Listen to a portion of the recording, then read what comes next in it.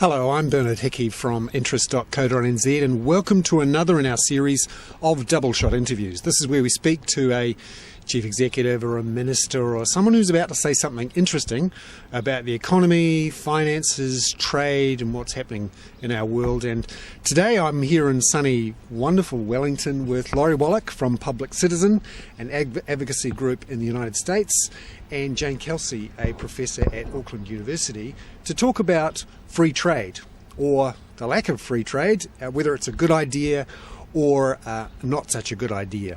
Because you've written a book together about the Trans-Pacific Partnership. Can you tell us why you've written the book and why now?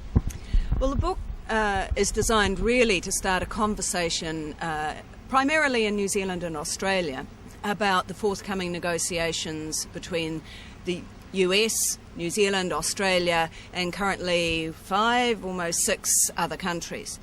And this is being billed as an agreement for the 21st century to set basically what the shape of this country is going to look like for the next 100 years. But no one really knows anything about it. And the way these negotiations usually take place, no one will know about it until, in fact, it has been signed off by the Cabinet and there's nothing we can do. So this book is designed to bring together 19 experts to put forward informed analysis of what the implications may be for our countries, ranging from agriculture issues, the culture sector, financial services and deregulation, investment issues, security issues relating to China and so on. So that's the purpose of the book, and we're just launching it this week and next week here and in Australia. And Laurie, you're coming at it from the US perspective and what's happened there with various trade agreements in the United States. What's been the effect on people in the United States of, for example, NAFTA and some of the other trade agreements? Well, the thing that's so key about this possible TPP agreement is the United States, regardless of who's president, only does one version of trade agreements, and it's based on our NAFTA, our North American Free Trade Agreement. And unfortunately, we now have 15 years of track record.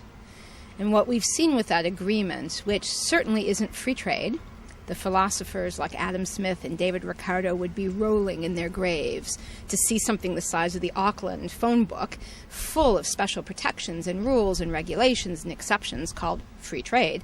That agreement sets up a lot of special privileges for some of the interests that had their hands negotiating. Can you give us an example of one of those special protections? Well, one of the things that made us crazy as a consumer group is the big pharmaceutical industry in the U.S., who we fought tooth and nail in Congress, used their direct access to negotiating these trade agreements. Branding, it's not a trade agreement. It's a great brand, free trade, woohoo, except what's in between the covers is all of these corporate special deals. So they got extensions of patent durations to jack up medicine prices, monopoly in a free trade agreement. They also have used past negotiations, like with Australia, to try and sack pharmaceutical boards like you have here that successfully kept your pharmaceutical core prices down. Because that's one of the risks, that the pharmaceutical lobbies could get in here into their free trade agreements and neuter Pharmac, which has been quite effective at driving down or keeping down drug prices. That's not a threat, that's a goal. That would be a goal. I mean, in a way, I'm sort of here as a warning, because I've seen over and over with this particular model of trade agreement, it's been a catastrophe in our country. So in our country, the politics have shifted 100%. We're a country, since I was a little kid, free trade is the way, it's the way of the free market, that's how we get rich. And we've been extremely faithful to that. And the outcome has been such that we have people now like Warren Buffett, our most successful capitalist, who's saying, we can't continue with these crazy agreements. The whole thing is out of balance. We have an enormous trade deficit.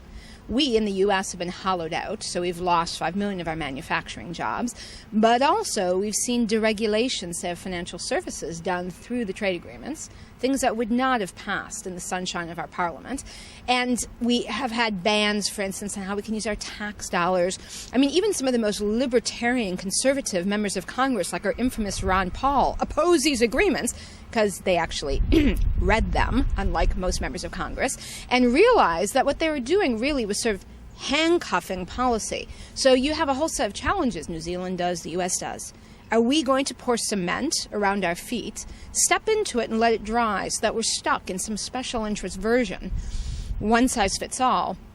And if these trade agreements, once you've signed them, you have to compensate to take back your policy space.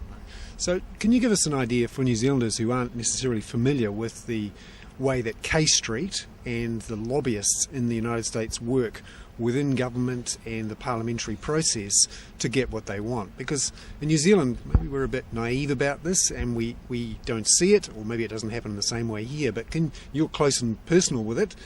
Can you tell us how it works? Well, in trade, it's perhaps the worst of all. And I think I was a little naive when I went to Harvard Law School. I studied about free trade. I thought I'd find trade agreements that were just, let's take down the barriers, comparative advantage. And then I encountered my first trade agreement, and I thought, why are there 900 pages of crazy rules in here? And I started looking under it. The way our trade negotiations explicitly occur is we have special official corporate trade advisors. It's a system of 17 committees. The corporations are explicitly given security clearance and access to the texts and the negotiators. They have literally written the rules. And starting with NAFTA, the World Trade Organization, this process started. Before that, actually, our trade agreements really were more or less about trade, agreements like GATT. But the generation that are branded trade but are really just corporate special interest agreements, those were advised directly by this hundreds of it. And by the way, ironically, there may be New Zealand corporations there because you don't even need to be a U.S. corporation. Trade associations, foreign corporations, foreign banks, all of the international oil and gas firms. And then they threw in 12 labor unions. That really helped. No environmental, consumer, health, development, no small business representation. And so it's the old theory of he who pays the piper calls the tune.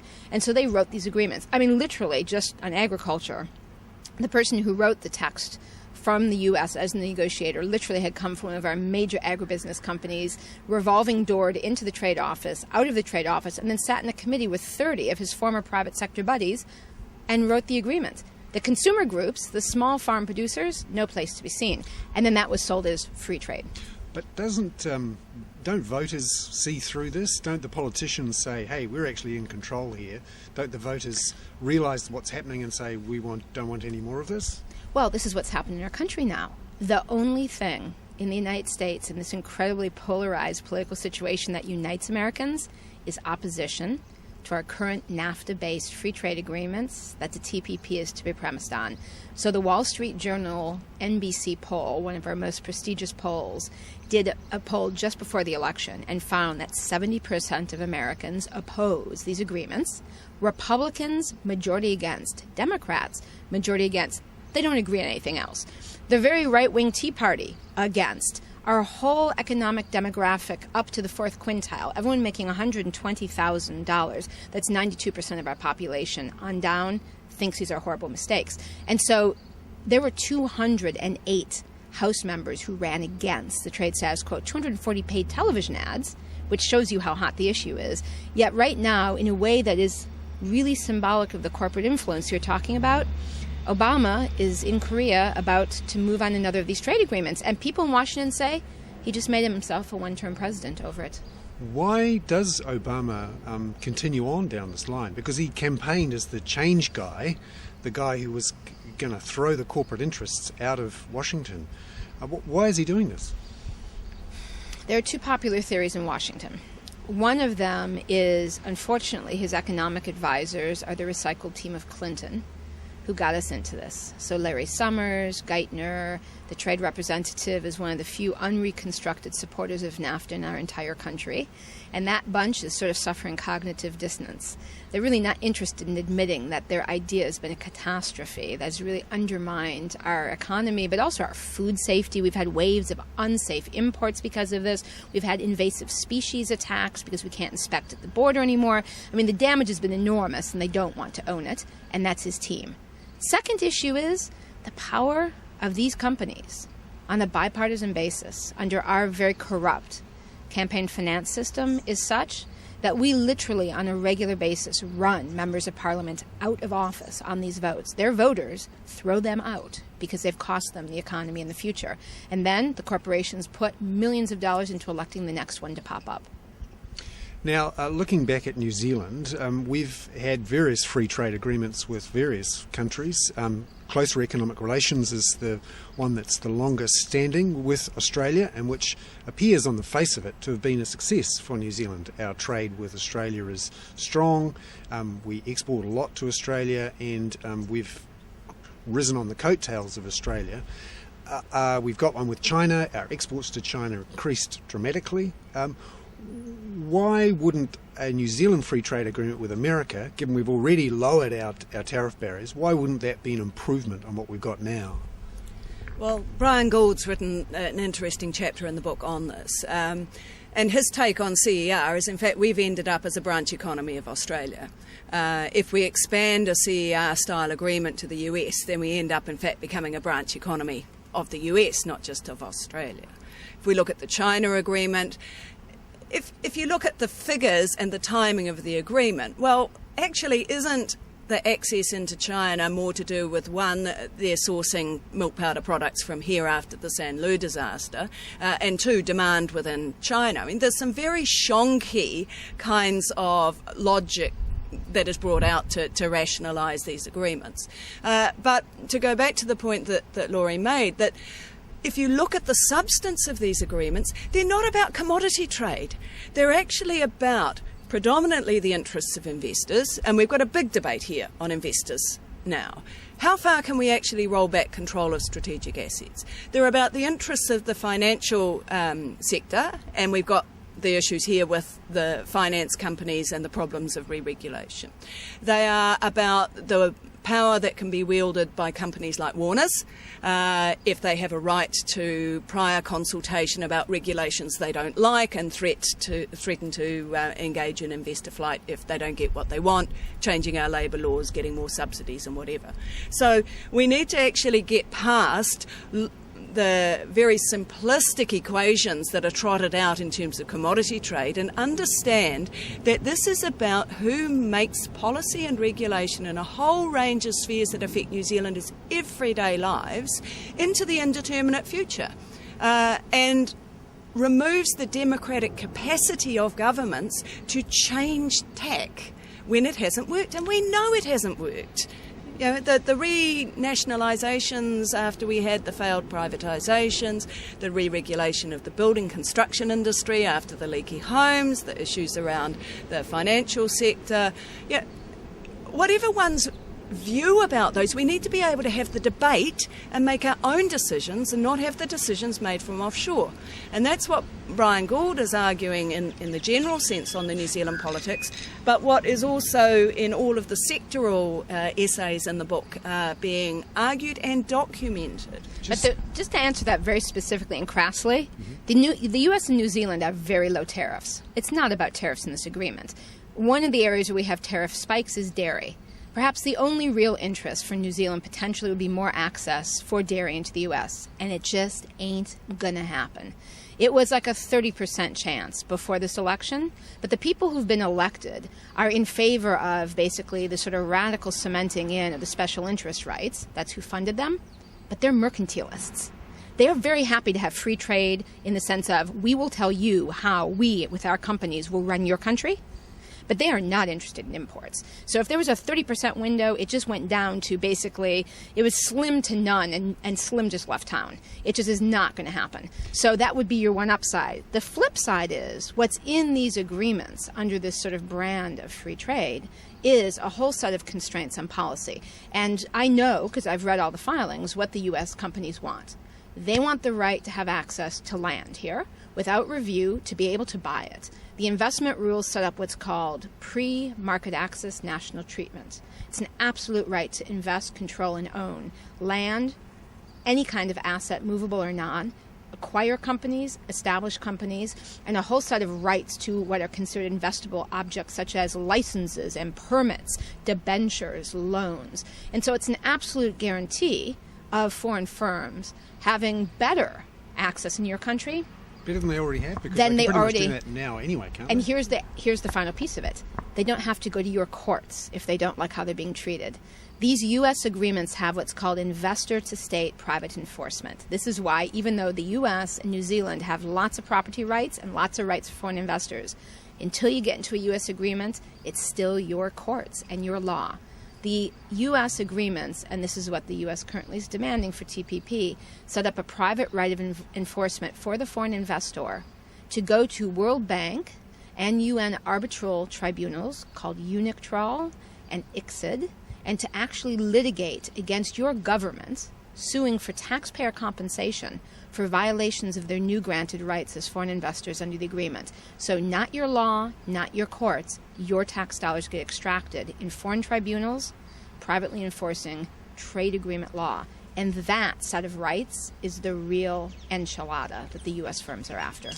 Just to step back a bit and to finally look at the issue of trade, because most people, when they read the textbooks and look around, see the advantages of trade. You know, we have many technologies and drugs and trade, which is great.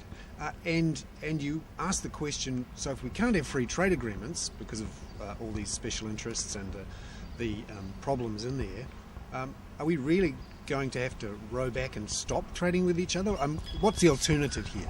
Well, one of the tricks I think that we're seeing in the way the TPP is being sold is this claim that it will be an agreement for the 21st century. And if we think ahead as to kind of challenges we can expect to face in the next 50 years, climate change, financial instability, resource exhaustion, some of the peak oil issues, the inequality issues, is this agreement, based on a NAFTA-style approach, actually going to provide us with the kind of policy and regulatory framework to confront those issues in an isolated country that is hugely dependent on a very small number of commodity and services exports, hugely vulnerable to financial capital flows and so on? Shouldn't we have the debate about what the issues for the future are going to be? Not just lock in a Don Brash-style 2025 model on steroids without any discussion. And one of the things that I'm calling for in the debate around this book is a multi-party, independent committee of inquiry next year into what the implications of a TPP in fact might be. Let's actually get the evidence on the table. Let's have the discussion about what we want our future to involve. You know, Labour has already shifted ground on monetary policy issues, on some of the foreign investment issues and so on.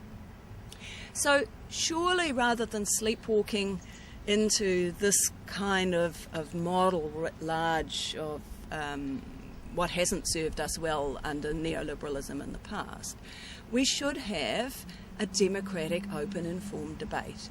There's no rush. Why are we rushing into this? We're rushing into it so there is no debate. Why has the Cabinet still got the sole power to set the terms of reference and to sign off on these agreements without any of us seeing or examining the text? Because, if we use the Dracula principle, daylight actually isn't good for the survival of these kinds of instruments.